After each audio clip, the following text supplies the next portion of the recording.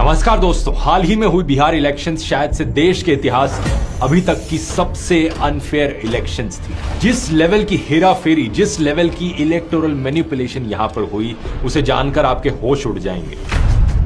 मैं जानता हूं आप में से कुछ लोगों को लग रहा होगा कि ऑपोजिशन की यहां पर बुरी तरीके से हार हुई, इसलिए वोट चोरी का बहाना दिया जा रहा है। मीडिया में भी यही नैरेटिव फैलाया जा रहा है कि वोट चोरी का नैरेटिव फेल हो गया। लेकिन सच बात यह है दोस्तों कि वोट चोरी कोई नैरेटिव नहीं है, बल्कि एक हकीकत है, और कि देश में जो चुनाव हो रहे हैं वो निष्पक्ष तरीके से। और बहुत अफसोस की बात है दोस्तों कि ये चुनाव किसी भी एंगल से फेयर नहीं थे। मैं इस वीडियो में 6 सबूत आपको दिखाऊंगा, 6 क्लियर कट सबूत इस चीज के, और मैं चैलेंज करता हूं मोदी सरकार को और इलेक्शन कमीशन को कि इन सबूतों को काउंटर करके दिखा दें।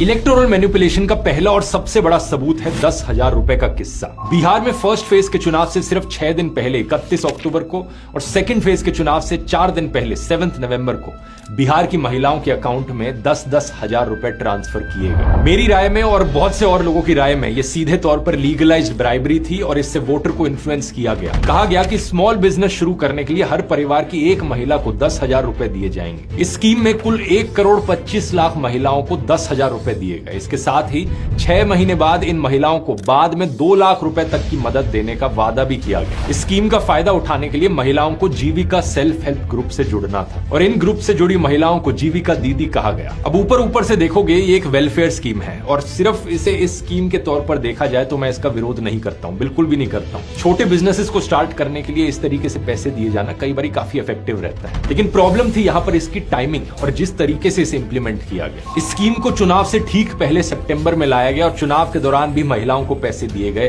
ताकि 10,000 रुपए देकर उनका वोट इन्फ्लुएंस किया जा सके। आप पूछोगे वोट कैसे इन्फ्लुएंस हो रहा है? उनकी मर्जी है ना, 10,000 रुपए देने के बाद वो किसे वोट दे। बात सही है, लेकिन यहां पर जानते हो क्या किया गया? उन्हें एक वादा दिखाया गया कि अभी तो इतने पैसे मिल गए, लेकिन और पैसे बाद में चाहिए, लाखों रुपए बाद में चाहिए तो हमें वोट करो। यहां पर सबसे बड़ा सवाल वैसे इलेक्शन कमीशन पर उठता है, क्योंकि मॉडल कोड ऑफ कंडक्ट के रूल्स में क्लियरली लिखा गया है कि सरकार किसी को भी पैसे नहीं दे सकती चुनाव के वक्त, स्पेशली तब जब मॉडल कोड ऑफ कंडक्ट लागू हो जाता है। बिहार में 6 अक्टूबर को ये कोड ऑफ कंडक्ट लागू हुआ, लेकिन इसके बाद 17 अक्टूबर, 24 अक्टूबर, 31 अक्टूबर और 7 नवंबर तक को भी महिलाओं को 10,000 रुपए दिए जा रहे थे। इमेजिन करो दोस्तों, बिहार देश का सबसे गरीब राज्य है और इलेक्शन से ठीक पहले यहां पर आप गरीब लोगों को बैंक अकाउंट में 10-10 हजार रुपए दे रहे हो और फिर उनके सामने गाजर लटका के कह रहे हो कि अगर हमें वोट दोगे तो आने वाले टाइम में लाखों रुपए मिल सकते हैं। ये इलेक्शन हो रही है, चिट फंड स्कीम चल रही है। 25 दिन में पैसा डबल।